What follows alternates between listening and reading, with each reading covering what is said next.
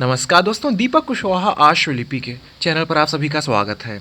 और आज के इस वीडियो में बात करूंगा सचिवालय प्रशासन उत्तर प्रदेश शासन के अपर निजी सचिव 2010 की पदोन्नति के बारे में, ठीक, क्योंकि इनकी जो पदोन्नति वाली प्रक्रिया है वो लगभग शुरू हो चुकी है। हालांकि भर्ती विवादित जरूर है, लेकिन ये प्रक्रिया शुरू हो चुकी, ठीक। तो इनकी जो पदोन्नति होनी है वो निजी सचिव ग्रेड 1 में होने वाली है।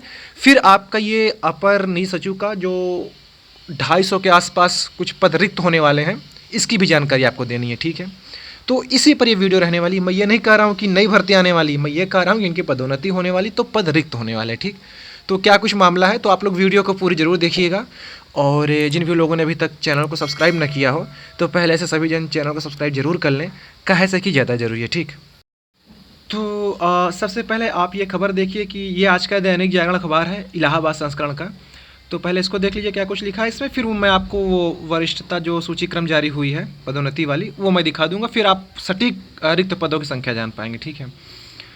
तो देखिए लिखा है कि सीबीआई जांच के घेरे में आए एपीएस की पदोन्नति पर महाधिवक्ता से मांगी राय। उत्तर प्रदेश सचिवालय में कार्यरत अपर निजी सचिवों यानी कि एपीएस की पदोन्नति को लेकर एक बार फिर विवाद गहराता दिख रहा है। उत्तर प्रदेश लोक सेवा आयोग की अपर निजी सचिव भर्ती 2010 से चयनित अधिकारियों की पदोन्नति के मामले में सचिवालय प्रशासन विभाग ने महाधिवक्ता से विधिक राय मांगी है। यह कदम तब उठाया गया है जब केंद्रीय अन्वेषण ब्यूरो यानी कि सीबीआई ने 23 अपर निजी सचिवों को मुख्यालय तलब कर पूछताछ शुरू की है। यह इकलौती ऐसी पूरे भारत देश की भर्ती है कि इतनी विवादित है, ठीक है। इकलौती ऐसी भर्ती, और भी भर्तियाँ होती रहती, लेकिन जो विवाद इसमें है, जो कांड इसमें हुआ, आज तक किसी भर्ती में हुआ ही नहीं। खैर, थोड़ा संक्षेप में समझ लीजिए क्या कुछ मामला है। 2017 में योगी सरकार ने आयोग की कुछ भर्तियों की सीबीआई जांच कराने का निर्णय लिया था। प्रारंभिक जांच के बाद 4 अगस्त 2021 को सीबीआई ने आयोग के तत्कालीन परीक्षा नियंत्रक प्रभुनाथ और अज्ञात कर्मचारी बाहरी व्यक्तियों के खिलाफ चयन प्रक्रिया में कथित धोखाधड़ी के आरोप में प्राथमिकी दर्ज की थी। जांच प्रचलित रहने के बावजूद सचिवालय प्रशासन ने चयनित अपर निजी सचिवों का स्थायीकरण कर वरिष्ठता सूची जारी कर दी और उन्हें निजी सचिव पद पर पदोन्नत करने की प्रक्रिया भी प्रारंभ कर दी है। ये कुछ है। अब 2010 में क्या हुआ था भर्ती में, आपको सब पता है, ये है, ठीक है। अब सीधे मुद्दे पर आते हैं कि कुल कितने पद रिक्त हो रहे हैं और क्या कुछ मामला। अच्छा, पहले ये समझ लीजिए कि ये मतलब कि पदोन्नति वाली प्रक्रिया काफ़ी लंबे समय से चल रही है। सीबीआई जांच के दायरे में है पूरी भर्ती, तो इसीलिए मामला फंसता जा रहा है कि जैसे जैसे वहाँ कुछ होता है तो बाहरी लोग या और भी है किसी न किसी तरीके से इस पर आपत्ति हो जाती है कि जब सीबीआई जांच के अधीन चल रही भर्ती तो कैसे आप कैसे इनका स्थायीकरण कर दिया गया वगैरह वगैरह। तो हालांकि स्थायित हो चुके हैं। अब उसके बाद की प्रक्रिया ये है कि अब इनकी सेवावधि पूरी हो चुकी है, तब इनको पदोन्नत किया जाए, तब ये निजी सचिव ग्रेड 1 में पदोन्नति पाएंगे। तो होना तो है ही है, लेकिन देर सवेर थोड़ा इधर उधर हो रहा है काम।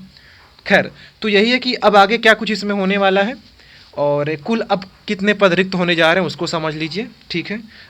फिर इससे ये किया रहेगा अनुमान कि हाँ, अगर इतने पद रिक्त हो जाएंगे तो हो सकता है भविष्य में, जल्दी तो नहीं कहूँगा, समय जरूर लगे, तो आपको इतनी लगभग भर्तियाँ और देखने को मिल जाएंगी, ठीक। तो अब पहले आप लोग वो देख लीजिए पीडीएफ जो वरिष्ठता सूची क्रम जारी हुई थी इनकी, ठीक है। तो ये रही वो पीडीएफ ज्येष्ठता सूची वाली। अच्छा, एक बात और, ये मैं आपको कोई गुप्त जानकारी नहीं दे रहा हूँ कि आपको ये लगे अरे भैया एकदम जान जोखिम में डालकर खबर लाया हमारे लिए, तो ऐसा कुछ नहीं है। ये सचिवालय प्रशासन विभाग की वेबसाइट पर पीडीएफ अपलोड है, आप वहाँ से जाकर उसको डाउनलोड करके देख सकते हो खुद से भी, ठीक। तो देखिए लिखा है कि उत्तर प्रदेश सचिवालय के अपर निजी सचिव 2010 बैच के कार्मिकों की अंतिम ज्येष्ठता सूची अपलोड करने के संबंध में उत्तर प्रदेश सचिवालय के अपर निजी सचिव 2010 बैच के कार्मिकों की अंतिम ज्येष्ठता सूची संलग्न कर आपको प्रेषित है। कृपया सचिवालय प्रशासन विभाग उत्तर प्रदेश शासन की वेबसाइट पर अपलोड करने का कष्ट करें, ठीक। तो ये अनुभाग अधिकारी सुशील कुमार वर्मा ने इसको वो किया है अपनी। अच्छा, फिर यहाँ पर यह भी है कि जैसे कि आपने फॉर्म भरते समय आपकी नियुक्ति जिस भी योग्यता पर हुई थी, जैसे कि आपने स्नातक किया हो और फिर ट्रिपल सी, ठीक। तो अब यह है कि आप अपडेट करा सकते हैं इसको कि हाँ अब हमने इससे ज़्यादा भी कुछ पढ़ाई की है, ठीक है, या और ज़्यादा अप कर लिए हैं, या उतनी समय कुछ त्रुटि हो गई थी तो आप अपने सरकारी दस्तावेज में इसको थोड़ा सुधार कर लिए, संशोधन कर लिए। तो वो भी है कि जैसे इनकी शैक्षिक योग्यता स्नातकोत्तर के साथ साथ पीएचडी है, ठीक है। भर्ती के लिए तो ये केवल अपना स्नातक और ट्रिपल सी लगाए होंगे, तो इनका भी ये कहना है कि ठीक है आप इसको अपने अभिलेख में अपडेट कर लीजिए। तो अब इनका अपडेट होकर ये लिख जाएगा कि इन्होंने स्नातकोत्तर के साथ साथ पीएचडी भी अंकित की है। तो ऐसा भी करके आप अपडेट करा सकते हैं। खैर, इससे तो आपको कोई लेना देना नहीं। अब सीधे मुद्दे पर आओ, बिल्कुल आखिरी वाले पन्ने पर, जहाँ पर 234 एपीएस ऐसे हैं जो पीएस ग्रेड 1 में जा रहे हैं। ये देखिए, ये 234 पद रिक्त होने वाले हैं, ठीक है। अब ये जो उधर क्रम लिखा हुआ है 234 है, ये 1106 इनकी कुछ आईडी उडी होगी, जो भी होगा।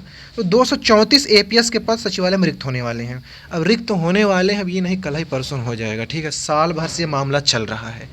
मामला ये है कि अगर सीबीआई जांच चल रही किसी भर्ती की, तो आप इनको कैसे स्थायी कर दिए, कैसे इनकी पदोन्नति करने जा रहे हैं स्थायीकरण के बाद। तो यही सब मामला फंस जा रहा है, क्योंकि जब वहाँ उठता है तो गुपचुप तो होगा नहीं, कागजवा तो बढ़ावा ही करेगा, तो हल्ला तो होगा ही करेगा। तो फिर जिनकी जानकारी में जाता है कि अच्छा अरे वो तो सीबीआई का अधीन है, फिर भी वो प्रमोशन होने वाला है उनका, चलो चलो चलो अड़ंगा लगाओ। तो ये भी चीज़ें चल रही हैं कि जब जब कुछ होने वाला रहता है फिर आपत्ति कोई ना कोई कर देता है। तो ये साल 2 साल से चल रहा है। तो इसीलिए वो विधिक राय मांगी गई है, क्या सीबीआई जांच के अधीन है ये लोग, तो क्या फिर भी इनकी पदोन्नति की जाए पीएस ग्रेड 1 पर। तो जो कुछ भी होगा, हालांकि इनका ये भी कहना है कि जो 22-23 एपीएस हैं जो गलत तरीके से नियुक्ति पाए थे, कि आवेदन की अंतिम तिथि के बाद उनका जो जैसे कि ट्रिपल सी का प्रमाण पत्र हो गया, फिर और कुछ भी, तो 22-23 लोग ऐसे चिन्हित किए गए हैं कि आवेदन की अंतिम तिथि के बाद ये अपना कागज़ दिखाएं तो इनको मान्य किया गया है, ठीक। एपीएस 10 बड़ी कांडी भर्ती है, कोई आसान, ठीक है। और इकलौती एपीएस ऐसी भर्ती है जो हर जगह आके फंस रही है, चाहे वो 2010 वाली हो, 2013 वाली हो, ये 2023 वाली, सब एक ही चक्र में फंसी हैं, ठीक है। और इससे भयानक खतरनाक भर्तियां कहीं फंसी नहीं है, आप कहीं भी उठा के देख लो। 10-10, 15-15 साल से 2010 की ये भर्ती थी, अब वो लफड़ा चल रहा है। 2013 वाली अब वो चल रही, वो तो खैर पूरी नहीं हुई, तेज़ भी वही के नक्शे कदम पर है, ठीक है। तो एपीएस इकलौती ऐसी भर्ती है, बदनाम कह लो, दागनुमा जो भी कह लो, लेकिन इससे भौकाली भी कुछ नहीं। फिर वही है कि वो एपीएस ही क्या जिसको सीबीआई रगड़ दे, ठीक है। हालांकि होना हवाना कुछ नहीं है, इसमें पदोन्नति ही होगी। अब इतने ये लोग करीब हो चुके हैं होते हैं मंत्रियों के या आईएएस अधिकारियों के, तो हो ही जाता है, सब वही लोग तो हैं। और मंत्री के सामने फिर किसकी चलती वो आप ही बता लो फिर, ठीक है। तो ये सारी चीज़ें हैं, बाकी सब ठीक। खैर, तो 234 एपीएस प्रमोशन पाने वाले हैं पीएस ग्रेड 1 में। थोड़ा समय ज़रूर लगेगा, हो सकता है इसी साल तक हो जाए या अगले साल तक जाए। तो अब ये भी नहीं कि भर्ती ऐसे मुट्ठी में रखी, हाथ खोले निकल गई, ऐसा भी नहीं है, समय लगेगा इसको आने में। इस वाले की मैं बात कर रहा हूँ, ठीक। तो 234 खाली होने वाली है सीट, यही जानकारी थी आपको देने की। हाँ, वहाँ से भी भर्ती अब आएगी भविष्य में, थोड़ा समय ज़रूर लगेगा, ठीक। और रास्ता आसान भी नहीं है इन लोग का इतना, बाकी देखा जाए क्या होता है, हम लोग इससे कोई लेना देना नहीं है। बस ये था कि चलो 234 नई भर्ती हो सकता है, संभावना है कि जल्दी शायद आ जाए, लेकिन ये दिमाग में रखिएगा कि हाँ 234 रिक्त होने वाला है, ठीक है। बाकी बात अपनी 2023 वाले की बात करें तो शासन आयोग को पत्र भेज रहा है, प्रेम पत्र नहीं कहूँगा, मतलब पत्र भेज रहा है, फिर आयोग शासन को भेजता है, शासन आयोग को भेजता है, भेजम भेज मचाए पड़े हैं ये लोग, निष्कर्ष कुछ नहीं निकल रहा है। आयोग कहता है माई बाप आप हो हमारे शासन को कि कुछ लिख के हमको दे दो, हम वहीं पे जारी कर दें। शासन कहता है तुम जारी करो भैया, हम काहे लिख के कुछ दे दें। यही लिखा पढ़ी चल रहा है, ठीक है। तो अब देखिए कब तक निपटता है। बाकी 7 जून के लिए आप लोग कंप्यूटर प्रैक्टिकल परीक्षा की तैयारी करते रहिए, कुछ भी हो सकता है, ठीक है।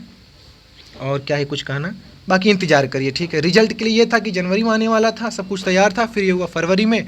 अब फिर पेंच फंसा हुआ है कि इन लोग पत्राचार कर रहे हैं, फेंकम फेंक मचाएं अपना, तुम इधर दो वो उधर से दें, बस यही सब चल रहा है। तो और थोड़ा इसमें विलम्ब हो सकता है, अब महीना भर लगभग मान के चलो। तो क्योंकि जब तक शासन कुछ स्पष्ट नहीं कर देगा, आयोग ये चाहता है, जैसे 2013 वाली भर्ती जब आयोग ने रद्द किया तो उनका ये कहना था कि हमने नहीं, शासन का सब कुछ करना धरना होता है कि 5%, 8% जो भी मामला होता है, तो वो कुछ लिखा पढ़ी हुई थी कागज़ में, उसी का आधार बना के दिखाए उखाए थे। तो वही शासन मतलब आयोग ये चाह रहा है कि वो अपनी तरफ से कल को कुछ किसी बात पर न फंस जाए, तो ये हो जाए कि देखो शासन से हमने पूछताछ की थी, शासन ने जवाब दे दिया, क्योंकि सब कुछ उन्हीं के अधीन होना है, तो वो लिखा पढ़ी करके हमको जो दे दें, हम वही के आधार पर भर्ती किए हैं। तो इसीलिए आयोग अपनी तरफ से कुछ नहीं फंसना चाहता है, वो चाहता है बस इसको वहाँ से कुछ मिल जाए, हम वहीं पर जारी कर दें, कल को कुछ विवाद कुछ भी हो तो हम वही दिखा दें कि ये देखो हमको इजाज़त मिली थी इस तरीके करने का। तो ये बात है, अब देखिए कब तक ये मामला निपटता है। तो आज की जानकारी में बस यही था कि 234 एपीएस प्रमोशन पाने वाले हैं पीएस ग्रेड 1 में, ठीक है। अच्छा, एक बात और ये है कि अभी वर्तमान में 24 पद रिक्त हैं। चलो छोड़ो, मैं आपको बाद में इसको फिर से कभी किसी दिन वीडियो बना दूंगा, थोड़ा वीडियो लंबी हो जाएगी फिर। तो यही है कि 234 पद रिक्त होने वाले हैं पीएस के, आप लोग इसको ध्यान में रखे रहिएगा, ठीक है। तो ठीक है, आज की इस वीडियो में बस इतना ही था। पूरा वीडियो देखने के लिए धन्यवाद। जय बजरंगबली।